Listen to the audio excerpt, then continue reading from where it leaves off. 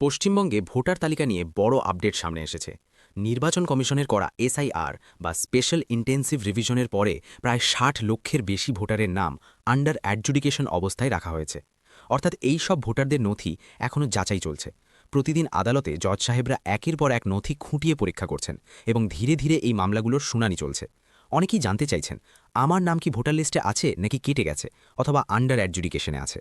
আজকের এই ভিডিওতে আমি দেখাবো কিভাবে মাত্র ১ মিনিটে অনলাইনে চেক করবেন আপনার নাম ভোটার লিস্টে আছে কিনা, আর যদি নাম না থাকে তাহলে কিভাবে নতুন করে ভোটার কার্ডের জন্য আবেদন করবেন। প্রথমে আপনাকে যেতে হবে voters.eci.gov.in এই অফিসিয়াল পোর্টালে।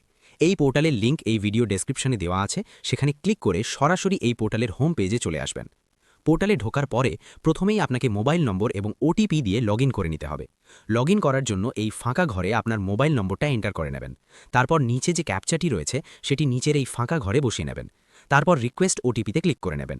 আপনার মোবাইলে একটি ওটিপি আসবে, সেই ওটিপিটা বসিয়ে নেবেন।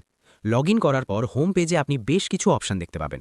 সেখান থেকে আপনাকে search your name in voter list এই অপশনটির ওপর ক্লিক করতে হবে। এই অপশনে ক্লিক করার পরে আপনার সামনে এই ফর্মটি ওপেন হবে।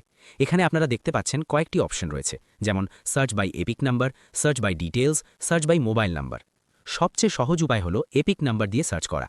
এখানে আপনাকে প্রথমে আপনার এপিক নাম্বার বা ভোটার কার্ড নম্বর লিখতে হবে। তারপর নিচে যে ক্যাপচা কোড দেওয়া আছে সেটি ঠিকভাবে লিখতে হবে। এরপর স্টেট অপশনে ওয়েস্ট বেঙ্গল সিলেক্ট করতে হবে। সব শেষে সার্চ বাটনে ক্লিক করলেই আপনার ভোটার তথ্য স্ক্রিনে দেখাবে। এখান থেকে আপনি খুব সহজেই জানতে পারবেন আপনার নাম ভোটার লিস্টে আছে কিনা, আপনার নাম ডিলিট হয়েছে কিনা অথবা আন্ডার অ্যাডজুডিকেশনে আছে কিনা।